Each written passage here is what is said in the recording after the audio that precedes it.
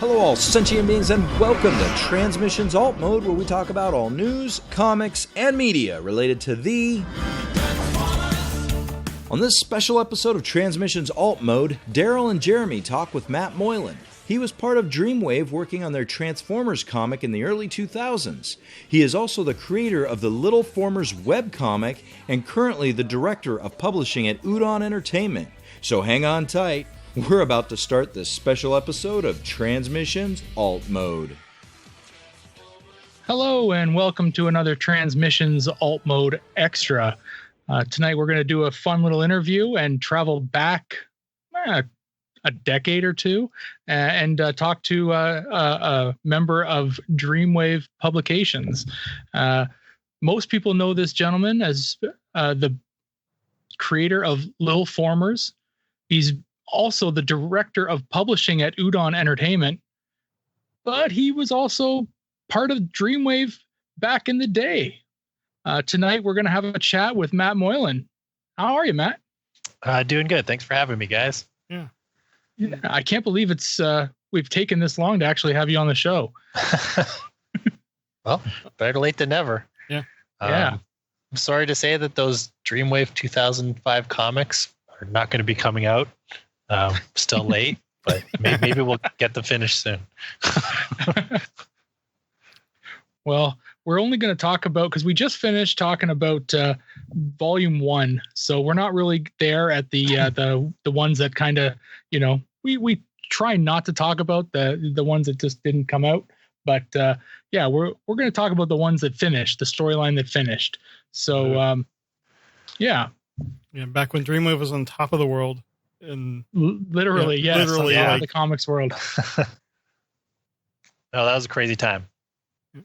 Dude, the first 6 issues that Dreamwave published were all number 1 on the sales charts, except for one issue, which was beaten by Armada number 1 when that launched. If you're going to be beaten, do it yourself. That's right. That's crazy. And that was when the sales charts actually meant a lot of books. Yeah, I mean, most comics didn't. Maybe sometimes comics had 2 covers. I mean, all the Dreamwave comics had 2 covers, but now with so many multiple variants and so many incentive covers, so comic shops are ordering extra copies of things that they just maybe throw away after or just sit in boxes forever. I mean, you never know how many people are actually buying the comics anymore. Yeah. Mm-hmm. Well, when did you start with IDW? Or was IDW? Sorry, I have DW written in my note. When did you start with Dreamwave? Like you were early on, I think. Well, I was basically right when Dreamwave became a publisher. Dreamwave was under Image Comics for a couple of years, published through them, and then once they got the Transformers license, they went independent. And just as they're doing that, I got an internship at Dreamwave. So the first 4 months of 2002, I was an intern. And then in April of 2002 is when Transformers G1 number 1 came out, the first Dreamwave Transformers issue. Well, they had a little preview issue before that. But, I was just finishing my internship as the first issue came out. Oh, nice. And what did you do in your internship? I was like an assistant web developer and graphics guy at the beginning. It's not really on the books themselves. But I did stuff. I don't know. I changed quickly. I became, I was web guy. Then I was the web guy. Then graphic designer. Then I after a year, I told Pat Lee and Roger Lee, I think there should be a whole design, graphics, trade paperback posters department, and I think I should be in charge of it. And they're like, okay. so basically, I got put in charge of everything that wasn't on the books, that wasn't writing and drawing. So art, not art and writing. So I was in charge of the lettering, in charge of setting up the covers, doing the ads, doing catalog ads, doing posters, calendars, all kinds of stuff. Well, I mean, those posters and calendars, I think they did well too. I remember in the early 2000s, they were everywhere. Oh, yeah. Yeah, man. Those, especially the 2 single characters, the Optimus and Megatron ones. Yeah. I mean, you still see those today on things. Yeah, they still use them all kinds of merchandising. Hasbro is smart enough to get all the assets like every month. Like send us everything every month. Awesome. Mm-hmm. So in those first issues, you didn't have much of an hands on them, nope. but well, on the very first issue, I did like a half-page ad for Dreamwave's upcoming convention appearances, and I misspelled San Diego in it. Oops. There's 2 D's. It's San Diego. I don't know. I've never been there at that time. They have beaches. Well, but you were credited starting, I think, in issue 3 with edits by, and you actually gave us a comment. I think it was on issue 4 about, was it the Red Alert? Why Red Alert appeared? Yeah. So edits at that time meant they put me in charge of like look up, like research and figure out where all the Autobot and Decepticon logos go, put them on the characters because the artist didn't draw them in most of the time. Or things like that, or just double check and look for like, just because I knew a lot about Transformers at the time, I'd notice like, Grimlock's eyes are the wrong color or something like that. Just look for stuff like that and just change it if it's easy. But yeah, the thing I told you guys was issue 4. Red Alert just shows up. He's suddenly there, and he hasn't been in any other scenes yet. And it's because Pat accidentally drew Sideswipe with the Autobots in on Prime's group, in Canada, and then also fighting Devastator in San Francisco. Yeah. So rather than redraw it, I recolored one of them to be Red Alert, and then I took the Red Alert from the issue number 5 or 6 cover. I think it's number 6. Yeah, I took it from the number 6 cover, and then I put him in behind all the other Autobots when they show up with like the antivirus guns. I just edited them in the background. Yeah. And then I also changed some of the lettering where I think it was a Wheeljack, or he said like there's the 7 of us can handle this, something like that. So I just edited in the 8 of us can handle. It's nice that there was the beginning to be the era where a lot of stuff was digital. So I'm sure that made it easier. Yeah. That's funny though. Thanks for Hasbro doing so many like repaints and recolors. Yeah, they're the only toy line that can get away with it. Yeah, it's such a complaint. Like even when I don't know, last 10 years I collected the Masters of the Universe He-Man figures, the classics figures, and they'll take any chance to do a repaint or just a Slime Pit He-Man, like another like copy of. But if it was Transformers, it'd just be like they just give him a new name and it's a new toy. New name, just paste a new color on them, and and when we were going over these, the credits on these books seem to be like some of the longest that we've ever seen on like a non-anthology book. What was it like working with that many people on like single books? Well, it's a weird how that series went. I know there's a lot of colorists. So the first issue had only one colorist, Pierre Theriault, and he quit after the first issue and went to work in video games. Oh wow! Oh wow! I'm sure he did well for himself. Yeah. So then the series mostly. I think. Well, Pierre, he's working. I think he's working at Ubisoft now, so he did well. I think. Yeah. But after that, it got taken over by I think mostly 3 guys: Gary Young and Alan Wang and Ramel Sunga, and they're like Dreamwave's 3-star colorists, and they work really well together, and they can match each other. Yeah. So they work together. But then at the end, when it was getting really late, Pat was just like banging out pages to try to catch up. So they brought in every colorist they knew. Yeah. I think reading it after the fact, I think I forgot that some of them were so late. Yeah. But the art was always also broken down a lot more than an average American comic is. They kind of followed flats and they kind of followed a more Japanese style of like get the main guy to do as little as possible so that he can do more. Right. So Pat actually just drew the robots and the humans, and the backgrounds would always be drawn by Edwin. That was like the whole time, all 3 years I worked at Dreamwave, Edwin drew all of Pat's backgrounds. Flats are like, if anybody doesn't know, are like the kind of Archie Comics colors. You just pick the colors and fill them in, and it's really just it's grunt work. It doesn't take a lot of artistic skill. It takes skill to be a flatter. You get faster and faster and you do more, but it saves the main colors a lot of time. So they just the flatter also became like the researcher to figure out, make sure they put the right colors on all the transformers and stuff. Yeah. I think we've talked with some colorists and they've mentioned when like they're in a time crunch, they have friends help with flats. So yeah.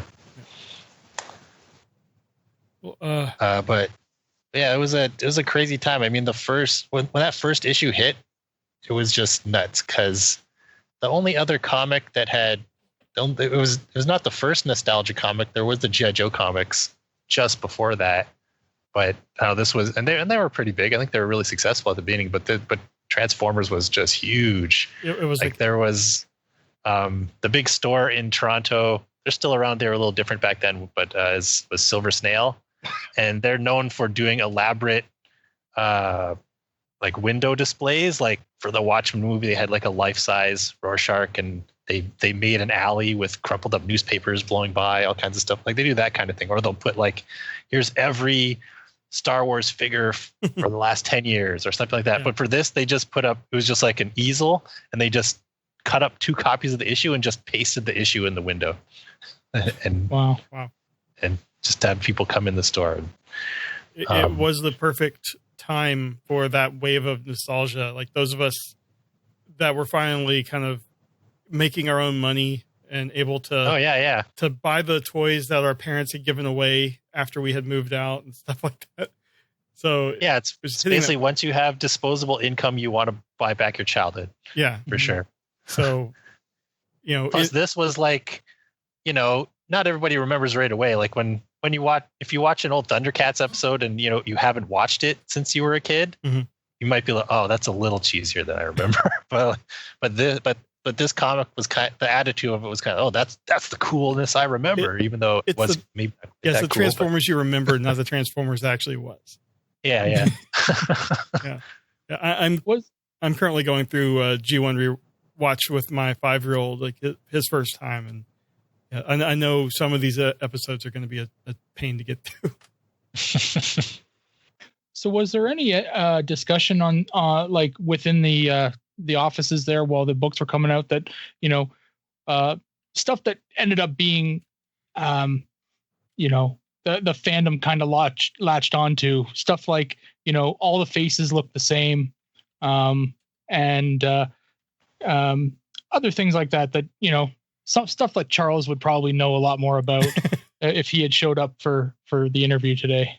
I remember that kind of stuff like while I was at Dreamwave. I don't know necessarily during that first series that I remember much of it. Mm-hmm. I don't know. There was this, it might've been there, but there was just so much hype and so many people just saying it was great and amazing. Yeah. Cause it's visually, it was such a step up in terms of like rendering versus like the last Transformers comics were like the G2 comics and they were still pretty flat. Yeah. Mm-hmm. And it was on the old paper, and Dreamwave used the newer smooth paper. Yeah, so it just seemed just way fancier, and it seemed like just that era of comics. At least to me, like it felt like when I was buying, say, the Cliffhanger comics by like Joe Madureira and Umberto Ramos, J. Scott Campbell, were like every panel is just like amazing. Every time a new character pops up, like, oh my gosh, it's a panel of Grimlock. Wow, I haven't seen Grimlock in forever. Amazing. Okay. And you're like just happy to have seen him even, Mm-hmm. Yeah. What about because one thing I remember about picking it up at the time was that this was all produced in Canada, right? Yeah. And I thought, holy crap, there's a Transformers comic and it's produced in Canada and it's printed in Canada. Right. It actually said down at the bottom, printed in Canada. Right. So can you walk us through like where you guys were kind of situated? I think it was in Markham, but where was all the printing done? Right. Well, I have to think, but I would guess it. So printing is probably some form of the company that we still work with. Like Udon works with a company called Marquis in Quebec. And they were, I remember now. Okay, so Marquis is sort of a spin-off separated company of a bigger company called Quebecor. And that's who Dreamwave worked at the time, Quebecor. And Quebecor is not just a printing company, but I think they're like a big media company. They own TV and things like that. Oh yeah. So they, not sure what they still do for printing, but I'm sure they do something, but they might have a different name now. But like even today, DC Comics prints up until this recent worldwide event. DC Comics printed all their comics in Quebec as well. Really? I didn't even know that. I thought everything was done overseas and shipped over. No, not for comics. I mean, we've looked into it, and the savings is minimal for this kind of a thing. Mm-hmm. Plus, there's just not time to do it. Like you get, so when you solicit comics in the Diamond catalog, which is the catalog everybody uses to order their comics, basically have from the time the retailers make their orders to the time the comic has to be out is sometimes as little as like a month. So you don't have the orders until like a month before the book's supposed to come out. Yeah. So you just don't have time to print it overseas. The local printers can turn it around and get it from like you send them the files to being on the shelf in like 3 weeks. So everybody for floppy comics, unless you're just willing to take a guess of how much you're going to need, you got to print them here and print them either in Canada or in the US. Mm-hmm. All right. But it was pretty cool. I mean, the original Dreamwave office, was in at the north end of Markham. And we were there for the first year of Transformers comics. I think they were there a little bit before that doing their own original comics. But yeah, for 2002, that's where Dreamwave was. And then we moved offices after the first series was so successful at the beginning of 2003 to a much bigger, fancier office on the edge of Richmond Hill and Markham. It was on, highway. If you know Toronto highways, there's a Highway 7 separates those two suburbs. So I know it. Yeah. I don't. So on the north, so we're exactly on the north side of the highway, like on the highway.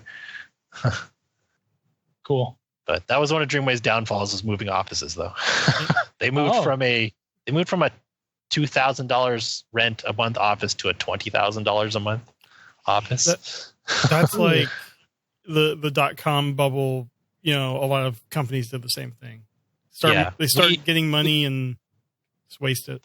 Yeah, we needed a new office, but we needed just like a twice the size office, not this giant mega office that they renovated and kinds of stuff. Yeah. Well, speaking of Canada, Yoshi did want me to ask if you knew what the deal was with Canadian tanks. I looked that up because of that. And I don't know for sure about 2002, but right now Canada has 82 tanks and 600 infantry fighting vehicles, which I don't know what the difference is, but if you saw one come down the street, you'd be like, oh my gosh, a tank. So we've got some things. I don't know if we'd have 3 of them in the Northwest Territories. I mean, it's not much up there. Yeah, well, you got to protect yourself from the Alaska invasion. Right. Sure. Yeah. The amphibious vehicles are built here in London, so that's those 4-wheeled or 8-wheeled, I guess. They're built here in London, and they're shipped all over the world. So yeah, I see them all around the city driving around test driving. So yeah, they're menacing. I had a brother-in-law who used to work on I think he was painting them, military vehicles that are made in London. Yeah. They're American military vehicles though, right? Yeah. Well, they build them for Saudi, and they build them for all the whoever orders them, whoever has the dollar bills, man. They'll build amphibious vehicles to go to Saudi Arabia. Yes, they do. I guess they got oceans, but yes, they do. Yeah. But so no, there's that. But 83 tanks. That's hey, that's a good sized military we got there. I guess we could line them all up on the border and have, almost, I don't know, Maybe 11 per province. Yeah. Yeah. Well, Daryl, do you have anything else in the Dreamwave era? 'Cause I know you had some like more modern questions you wanted to ask. No, go ahead if you've got some more Dreamwave stuff. No, I'm done. I think with that. I mean, since we were only 6 issues in to the Dreamwave era. Yeah, we don't have a whole lot. I mean, Matt, do you have any kind of like other cool? Because you mentioned the thing about Red Alert. Do you remember anything else going on that maybe we might not know about? Anything coming up as well? Well, there's all kinds of things. There's so actually in the next G1 series, Ratchet, he wasn't really in this one. He was like unconscious. He's in a couple panels in this first series, but he's in the next one. And around this time, it was not actually to do with Ratchet, but he was affected by it. So Hasbro in the Armada line had a Red Alert figure who was kind of an emergency vehicle. He was like blue and white. Yes. Yep. Yeah. So they put a red cross on the side of that toy, and the Red Cross organization, took legal action against them, saying, no, you can't put that on there, which is kind of important, Like they control their logo so that people know when you're in like a combat zone or something. That's like the real Red Cross. Yeah. And stuff like that. They don't want to get that diluted.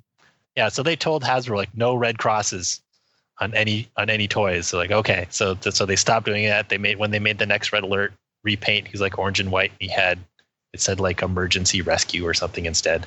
But there's an issue of the Dreamwave comic volume 2 where Red Alert showed up, and we knew about this, so we reversed his shoulders to be a white cross on a red background versus his initial design.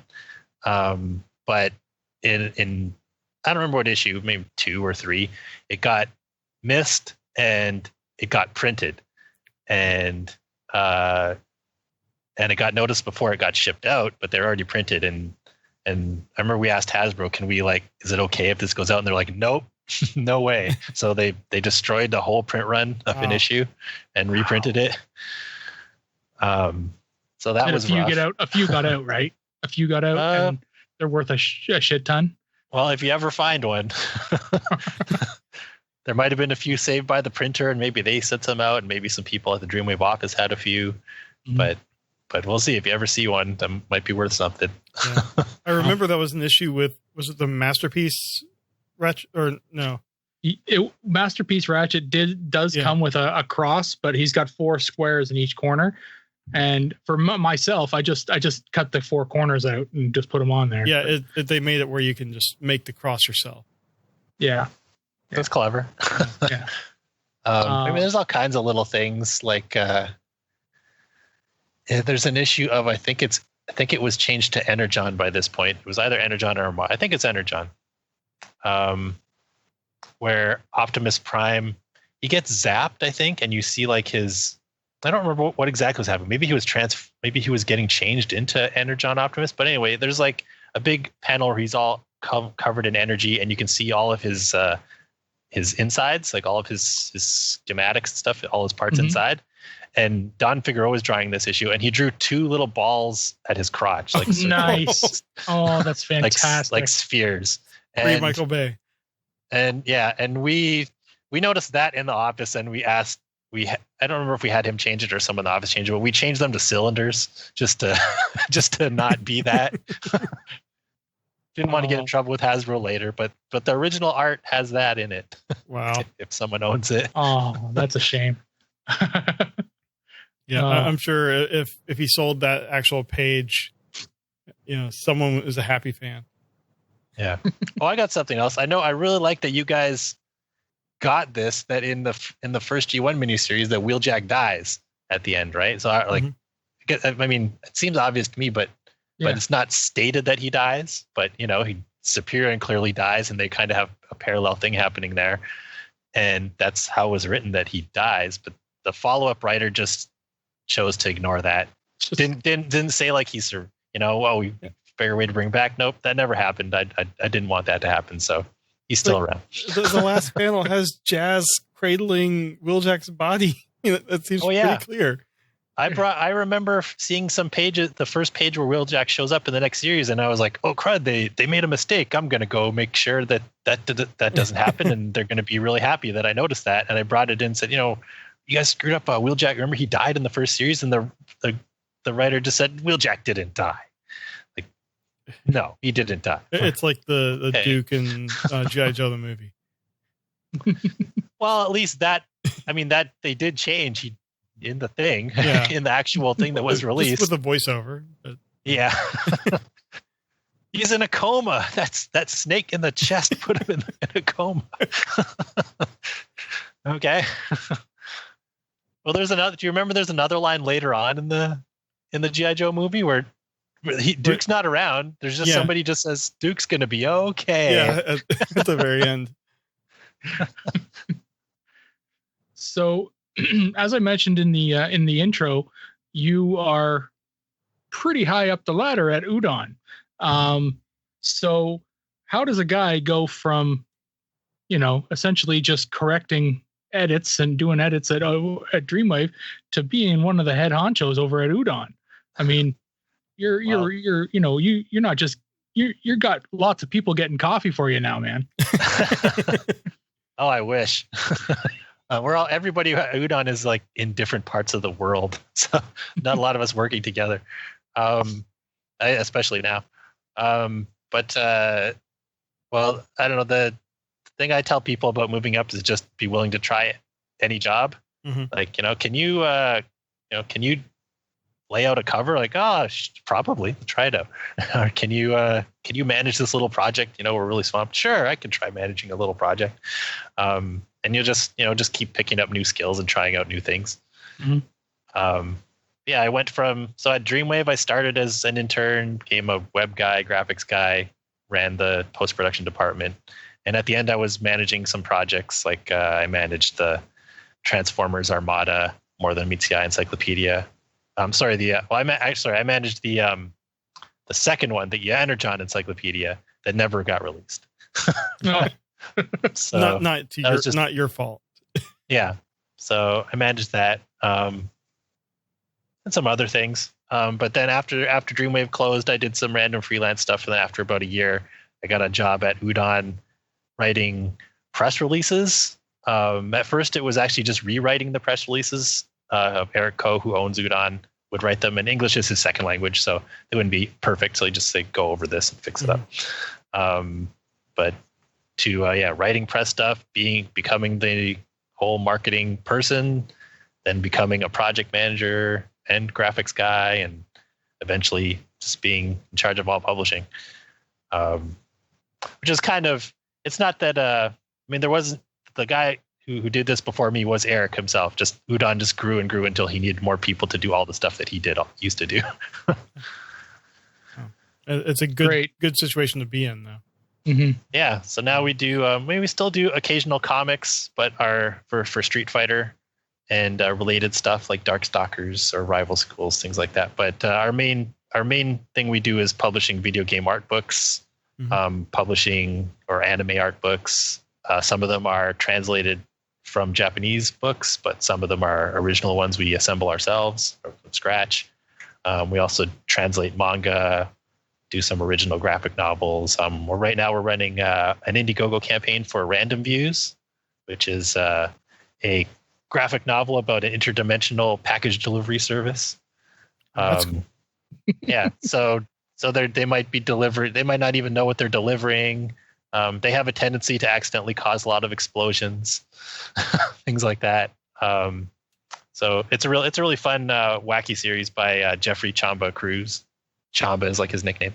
Just go to any of the Udon social medias, like Udon Ent on Twitter, and you can find out more about it. We talk about it all the time since we're running the campaign right now. Cool. Yeah, we'll also get the URL and put it in the show notes. Cool. Link to that for sure. And the other thing that, like I said, most people probably know you from is from your Little Formers. And and I first found you at a TFCon back in 2012, just sketching away. And you and I have had a annual relationship doing sketch covers every year. But you've been doing Little Formers for a really long time. And thing I didn't really, find out until, relatively recently, maybe a couple of years ago, is that you completely shifted your art style from, I don't know, more comic book-esque to the chibi style, which is what you use for Little Farmers. And when did that happen? And how did you just decide one day that I got to go, whole hog into this, Little Farmers style and just stick with it? And, what was the story behind Little Farmers? Well, I mean, yeah, I used to draw before that, but I didn't have any professional credits or anything. I just drew superheroes that I liked, like X-Men and things like that. And while I was at Dreamwave, I think I pitched a couple times, like, we should do a Transformers comedy series, and I would love to write it, and I don't know who would draw it. I thought maybe Matt Nelson, who's another chibi Transformers artist. He had some comics published in the Dreamwave comics, and they just never. I never got the pitch past that, like the idea. They didn't decide it was something to move forward with. But then after Dreamwave shut down, I just had all this Transformers knowledge stuck in my head. Just had to come out somewhere. So I decided I'll just try. The first one was not really meant to be a comic. I just drew a shockwave and I added a speech balloon and I posted it on TFW on the website. It was a shockwave going like pew pew. I'll conquer Cybertron with my super sweet sound effects. And people like that. They'd say like, "Oh, draw a Warpath, draw I don't know, a Brawn." And so I just started drawing more and adding speech balloons, and eventually like, "Oh, I got like a dozen of these. I'll make it a website and just do them regularly." So yeah, I don't know. I just decided to draw, like, the art style. I just decided to draw a chibi Shockwave because I thought it would be fun. And then I kept drawing them after that. You've got it down, though. I mean, the style that you do it in is it's concise. It works, and yeah, man. I don't, it works for everything too. I mean, like, you and I have done almost, I think, 9. Well, will be 9 or 10 covers. Is it that many? Oh my God. It's ridiculous. Right. And, yeah, so it's a lot of covers, probably 9 this year. And, yeah, I don't think I've had you draw a Transformer yet. Well, actually this year will be one, but, they're all different. They're all, superheroes and such. And your style works for everything. Yeah. So, I've been really impressed by it. Yeah. I got you to do a Superman a few years ago, and it's just, it's great. Mm-hmm. Those sketch covers, some of them are really fun, like really nice to draw, and some of them are really hard to draw. The paper change, even in the same company, the paper changes all the time. Like, is one of yours, Daryl, the Wolverine? Like, is that one of yours? Yeah. So that one was really bad paper, whatever it was.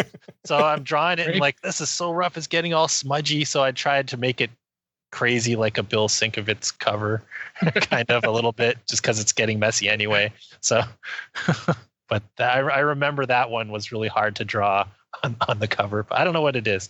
It seems like they always use the sketch covers to kind of experiment with their paper. Mm-hmm. Yeah. Well, the first few you really liked, and it's older paper, and I still have a few of those covers left. So maybe I'll work with you with those in the next few years. Send those back to you. I've gotten to know, like, to try it out as I'm going. Okay, this is what this cover is going to be like. So I just have to be careful. So I think most artists are like that. They know to be very careful when they start drawing it so they know what, because you never know what that paper is going to be like. Yeah, sketching at conventions is almost the only time that I draw on paper. Most of my art is digital. Well, that's interesting. Yeah, no, it's so you would have very little actual original art then. Yeah, the first 20 or 25 Little Formers, I drew them in pencil on paper, and then I inked them and colored them on the computer. So I have some of the old stuff, but yeah, after that I just went all digital. That's awesome. Well, Jeremy, what else do you have? Well, maybe as you mentioned, this is a unique situation for the comics industry. It's starting to get back on its feet. How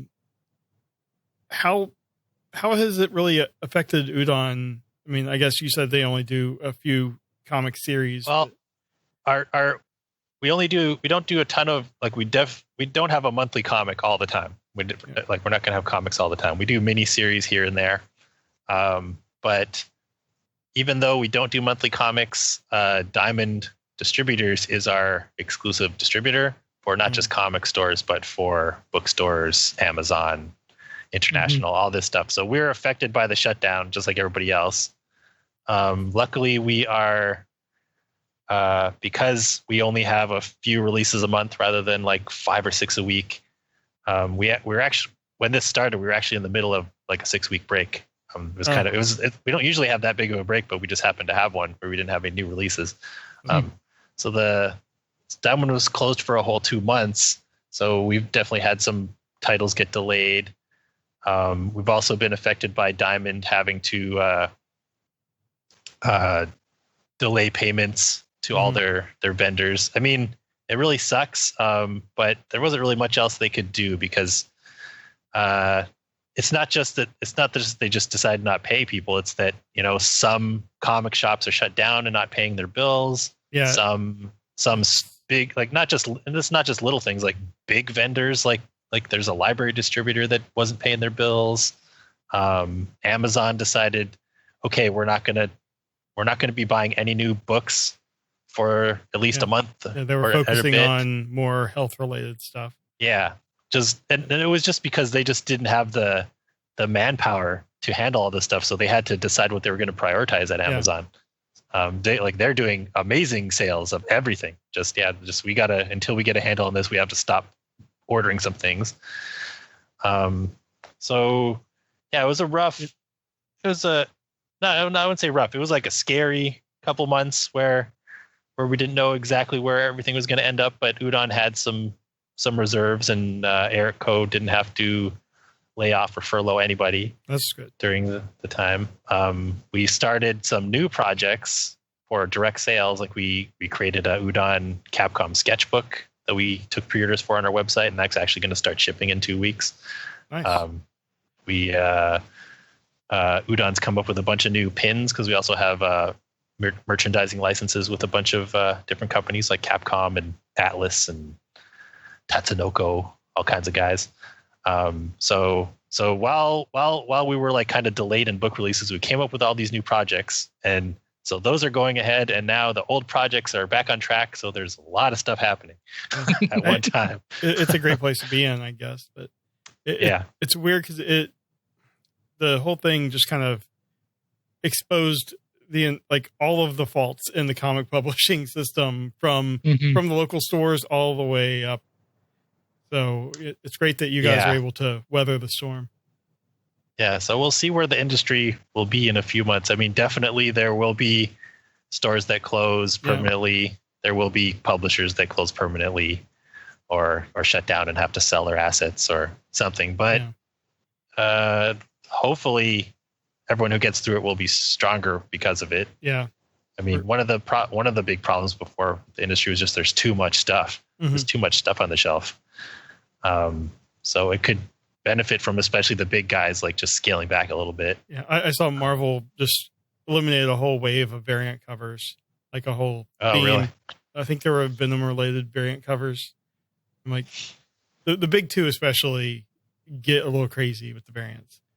Well, DC was, even before this, they had publicly said we're going to be scaling back our number of titles. Should be great. I mean, imagine if say Marvel was just publishing say 20 comics a month. I mean, you could buy the whole Marvel universe for $100 in a month. Yeah. Maybe you would right now you pick and choose. Maybe if you could get everything, you'd buy everything just to keep up with it. Yeah. But, I mean, do you need 5 Spider-Man titles? I don't know if there's 5, but if it was me, I don't know, Marvel, I would just take every comic series that has had a movie in the last 10, 15 years, they get a comic, and then 5 more just to experiment with, and then just see where it goes from there. It's true. I got a question for you because there's IDW's been in the news quite a lot lately because of their financial situation. Now, you've gone through this with Dreamwave, with them having a bit of a financial situation. I think most people that will listen to this podcast know what it is. But if the worst possible thing happens and IDW has to close, what would you think happens to their licenses? Would Udon take a run at one of their licenses? Well, it's tough to say. People have asked me, and I said, well, we got to see where the comic market settles. The comics was tough enough to begin with. Yeah. But because for us, it's the most expensive thing we do for the least return. But we still do it because we love making comics. And it keeps our relationship with Capcom nice if we're helping expand their brand a little bit, doing new stuff.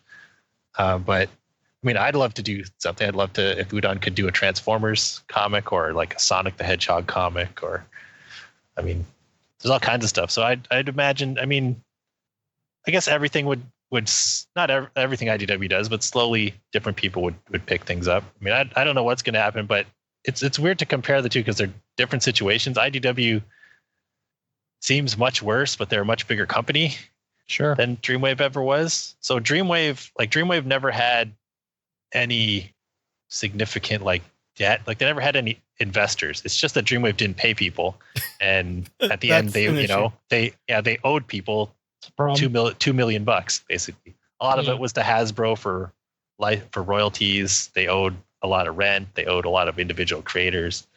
But IDW has huge investors, so they've been able to operate at a loss for a few years because they had the huge investors up front.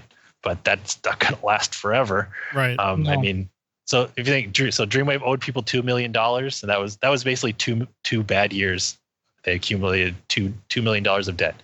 IDW the last 2 years has had, I think, a combined $60 million in losses, like 60 million. Yeah. So I don't know how you come back from that. And I don't know how much of investment they had at the beginning. Maybe that's public knowledge. I'm not sure what those figures are. I don't know. But man, that's crazy.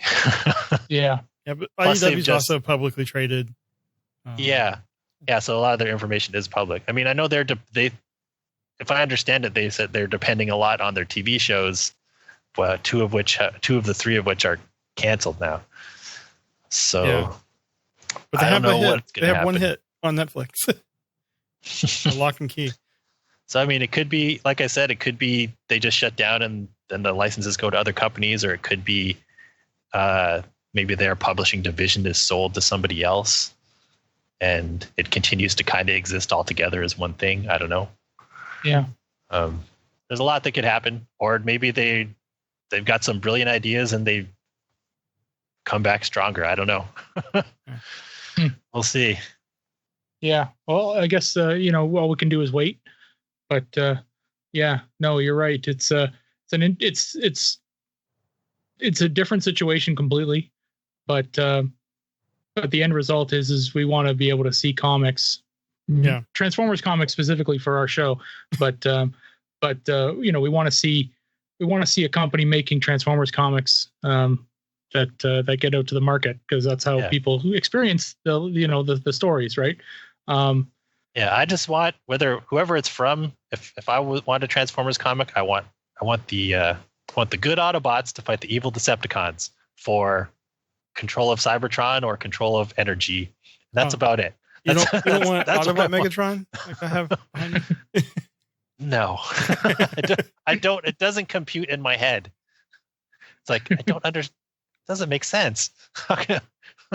Is it unless it was part of a really long game that he was playing, maybe, but otherwise, to get in something, or this is how I'm going to get the Matrix. This is how I'm going to awaken Unicron, something, but otherwise it just does not compute for me. It felt like a satisfying thing to me, but I understand a lot of the people that just didn't understand it. But I was okay with Autobahn Megatron, but basically that was my tipping point. It was good, and then everything just kind of fell off after that. Yeah. So, yeah. I guess I have one last industry question. Sure. What? I mean, it seems like everything now. I mean, we have the digital comics are growing and growing in popularity, especially because of the shutdown. Like DC and Marvel in particular did a bunch of digital first to just get stuff out there. But it seems to us that the big issue preventing kind of an explosion of digital comics is the price match between physical and digital, when it obviously costs a lot less to produce a digital book. Where do you ever see that changing in the future? Like where digital books would end up being cheaper? Well, if you want to know how much it actually costs less, it's probably something, but depending on the print run, it's between like a book that Marvel printed like 100,000 copies of probably costs them like 10 cents a comic. Okay. But a book that's like 10,000 might cost like 30 cents or 40 cents. But so it is significant when you're only getting maybe if a comic's $4, the publisher's getting like $1.60, right? Is what they're actually getting out of it. So, it's different amount of significance depending on how many you're printing, but it's not a ton of savings. But at the same time, you're making a ton of extra money if you're selling it at full price, because you're not giving retailers their cut, and you're not giving Diamond their cut. So, it doesn't make sense. I mean, it doesn't make sense that they cost the same, because there isn't the same amount of stuff put into it. But like it's always functioned in the book industry that way. I think they're usually the same price at the beginning, and then they go down in price. But yeah, in comics, it's mainly to not kill comic shops. Yeah. I would say. But I think at the same time, digital didn't take off as crazy as people thought it would. I think most publishers do like Udon, where we release it at full price, and then after 6 months we bring it down to like half price. Yeah, and I think back less. Issues usually settle around like 99 cents or so. But yeah, there's a lot of stuff that the industry does still do to try to somewhat to take care of comic shops. Like comic shops get a lot of things, depending on the publisher, they might still get a lot of books 2 weeks earlier than other places. And that's a historical thing, because when you're talking about comic books back in the day, comic shops would get, say, an issue of Spider-Man 2 weeks earlier than a newsstand got an issue of Spider-Man. And the trade-off for that was that the comic shop version was not returnable, but if the newsstand didn't sell theirs, they could just rip off the covers, mail them back, and they get their money back. So that was like kind of a fair and balanced thing. But now we're so many years later, and there's really no newsstand anymore. Right. And comic shops are still stuck in this non-returnable relationship. Mm-hmm. I know that my store in London here gets them sometimes as early as Monday, but usually it's Tuesday they get them, and then they're available on Wednesday. So if it's a good, well-flowing week, they'll get them on Monday, but that's a rarity. So it used to be that they got them Wednesday morning. And then they worked really, Diamond and I guess all the shops, they just worked really hard to come up with a system that they could get them on Tuesdays and then release them on Wednesday, because that helps them so much that they can set them up on Tuesday night. Mm-hmm. So now that DC's letting people sell stuff on Tuesdays, since they're using alternate distributors, it's getting very complicated and messy. So I don't know what's going to happen. Like, is somebody going to say, well, we're going to release our comics on Mondays, and we're going to release ours on Fridays? It's just going to go back and back till you get back to Wednesdays again. I don't know. I asked my shop, and they said they're sticking with just Wednesdays, and they're not going with new distributors. Yeah. Well, someone else, I forget what podcast I was listening to, but someone was saying like, well, people are going to come, even if you do release the DC comics on Tuesdays, people are like comic fans know how this works, and they know that, if I come in for an issue of Batman, that you have an issue of Spider-Man behind the cover. behind the counter that you could give me right now, but you're not. Mhm. So either give it to me now and I'll buy it, or maybe I won't come back tomorrow. So or you don't want to have people wanting to come, multiple days a week. Yeah, They'll just come once a week regardless. And I think for the most part, people will just come on Wednesdays. But yeah, there could, comic shops know that there could be some lost sales because some people want to get it right away and they're just not going to come back, and they'll just say, "I'll just get it next week," and then they don't get that impulse buy. They just decide to not get it next week. So, I don't know. Well, I think one of the reasons DC said they wanted to be Tuesdays is because Book Market releases things on Tuesdays. Yeah. Not floppy comics, but trade paperbacks and books and things. So that's why they said they're trying to align things. But I think movies and music are also on Tuesdays. Oh, okay. I remember that. Yep. Well, Daryl, you want to run through the rapid fire? Oh, sure. Shit, I gotta find that. Yeah. Well, this has been a lot of fun. I like getting kind of some more concrete answers about the industry stuff that we just kind of speculate on, and I'm happy to know we're right about 50% of the time. You have more, write them down, and you have me on again another time. Mm-hmm.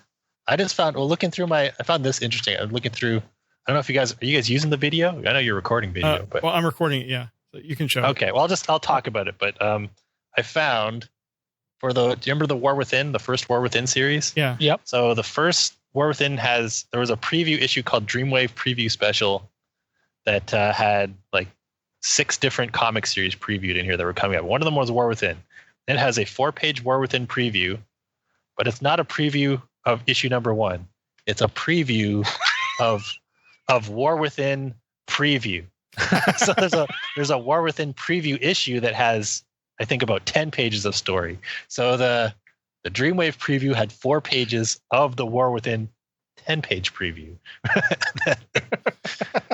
which it's an original story. It's not in issue number 1. But then there's a preview of the preview and then issue number 1. You don't want to let anything slip. No spoilers. That's great. Okay, so let's run into rapid fire here. This is something that we do with all of our guests here, and it's just something to kind of, close out the interview. So, Matt, Autobot or Decepticon? Decepticons. Who is your favorite Decepticon? Shockwave. All right. Transformers live action movie 1, 2, 3, 4, 5, or Bumblebee?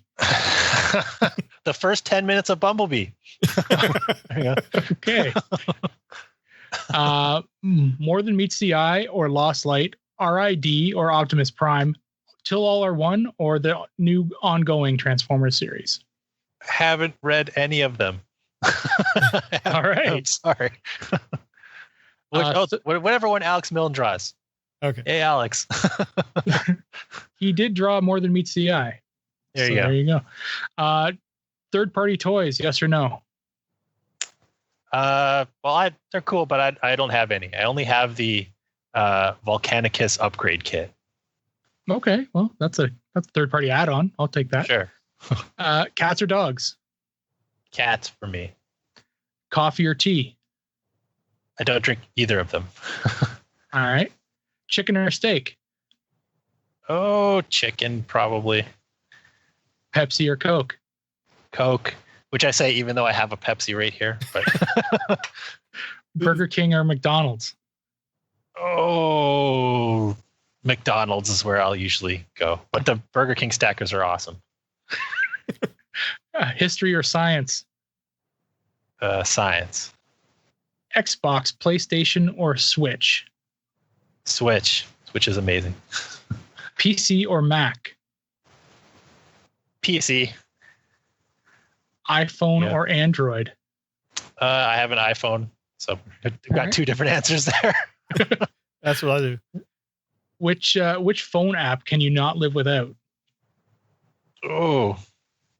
I've I've got one that I call Track My Wife, but it's really just like a find your friends. It's so that I can time. I don't use it now, but it's so that I can time dinner so that I know when she's exactly going to get home. I do the same thing with my wife. Used the Find My thing on iOS, just so like I'll know when she's leaving work or whatever. Yeah, because I work at home and she works, in regular time. She works in an office, so that's a great app for like, oh, dinner's ready right on time, or like I know I don't have to start yet because she's a little behind or something. Oh boy, Marvel or DC?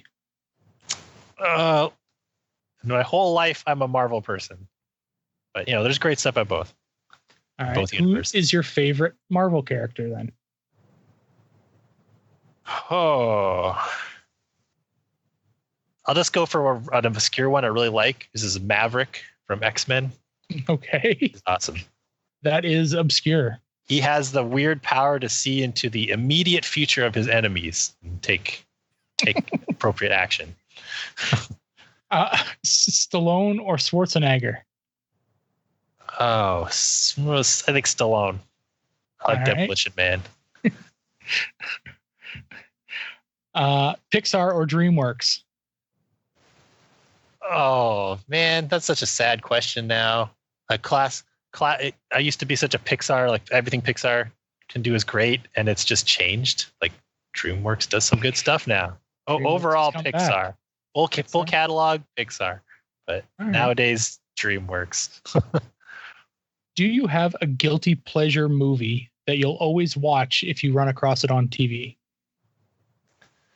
Probably. Let's see. Like you're just flipping through and you're just like, holy shit, this is on, and you sit down and watch it. Well, I love Snatch by Guy Ritchie. That's a good one. Yeah. I know a lot of people say Lock, Stock is better movie, but I saw Snatch first. So they're almost the same movie kind of a thing, just how they're structured and how they operate. So I saw Snatch first, so I like that one better. Brad Pitt in that movie. It's fantastic. Yeah. Star Wars or Star Trek? I'm a Star Trek person, but I love Star Wars too. Not a big fan of either of them right now. But Star Trek is like probably my favorite thing. All right. You watch the Orville? I love the Orville. The Orville's amazing. It's just Star Trek. Yes, it is. It's the like, best Star Trek right now. It's like how so the Star Trek movies, how they alternate good bad. As long as you put Galaxy Quest in when it came out, then they alternate. Yep. So yeah, Orville is the great Star Trek series right now. Yeah. There's also some other things happening that are called Star Trek. The Simpsons, Family Guy, or Rick and Morty? Well, I love The Simpsons. Simpsons is one of my favorite things. Which is, I just had my birthday and I just became older than Homer, even though I was younger than Bart when Simpsons started. Oh man, it's a series that will never end. Well, yeah, I'm sure it's about to, but Rick and Morty is great. Family Guy has some really good moments, but is very uneven. Walking Dead or Game of Thrones? Walking Dead. I don't get Game of Thrones. All right. NFL, MLB, NHL, UFC, or NBA? NHL. Not a huge sports guy, but I have to pick NHL. Yeah, it's Canadian. Yeah. Porsche, Ferrari, Lamborghini, or Volkswagen Beetle? Lamborghini Countach for the Lambo brothers. And lastly, blonde, brunette, or redhead? Oh, my wife is a brunette, so that's the best. That's the answer to that question. Yeah. Awesome. Well done. That's the gauntlet. Cool. Well, phew. I guess one other question we have, it's not part of the rapid fire, but are you open for commissions? Since basically every convention is not happening right now. Yeah, I've done a few lately. If you have like a blank sketch cover, most people I've been telling them, you mail it to me and I'll mail it to you, and I won't charge you any shipping. Otherwise I'll just charge you for the sketch. And if you want a sketch on paper, I do 8x10 artboards is what my sketch size is usually. It's easy to frame. Or I could do something bigger if you really want. But yeah, I'm totally open. Just contact me. Go to lilformers.com, and there's like a contact form to contact me, or just hit me up on Twitter at lilformers. I did. I think it was a friend of Daryl's. I did a connecting Silver Surfer and 90s Green Lantern combiner. Nice. He didn't ask for that, but I just made them connect anyway. When they had that crossover series. Yeah, they had a crossover and they fought each other. This specific Green Lantern fought Silver Surfer in the Marvel DC, Marvel versus DC. Cool. Yeah, no, he his name's Rob, and he asked me, he's like, who's an artist I can get? I'm like getting itchy for some sketch covers, and I'm like, well, I rattled off a couple names, and I said Matt's great, and he does this chibi style, and you'll probably really love it. And I showed him some examples that you had done for me, and I said, here, hit him up on Twitter. He's really accessible, and he's as opposed to all these other artists, he's local basically. He's he's just in Toronto, so you hit him up and he's like, yeah, man. And before I knew it, he'd already sent the covers off to you, and he's like, yeah, he's doing them up. Like, all right, cool. So yeah, cool. Yeah, it was fun. I mean, Silver Surfer, I wanted to do nice backgrounds and everything because Silver Surfer's he's just like white. So there's not much color to put on. I just put on some light blue highlights and stuff. So I felt like I needed to do some nice backgrounds. There's actually one guy, I forget his name, but he comes. So I have a commission rate for a black and white or a color, and it's basically the same process where I just draw the lines, and if you want color, I fill it in. But it's cheaper to get the black and white without color. But there's one guy who comes every show. I'm like, what do you want? I want a black and white. Okay, who do you want? And he'll be like, I want Black Panther, or I want Venom. Or every time he comes up with like a new black and white character. So I try it because he's so like clever. Every time I give him the black and white rate, but I try to do it a little extra nice for him because it's kind of smart. Now you have a thing. Right. That's awesome. Well, very good. All right. Thank you very much, Matt, for joining us tonight. And we will continue with doing these Dreamwave retrospectives as we have no Transformers comics to do. So we'll just keep looking back, and maybe we'll check in again with you as we get through to maybe some of the other series like War Within as we get to that. So, yeah. Cool. Well, chronological and releases. Besides Armada, that's the next release is what actually was released. So, oh, really? Oh, okay, cool. Yeah. War Within started before Volume 2. So, I think we're on to Volume 2 next because Charles dictated it shall be so. Okay. Right on. Well, thank you very much again, and we will see you later. Cool. Thanks for having me, guys. All right.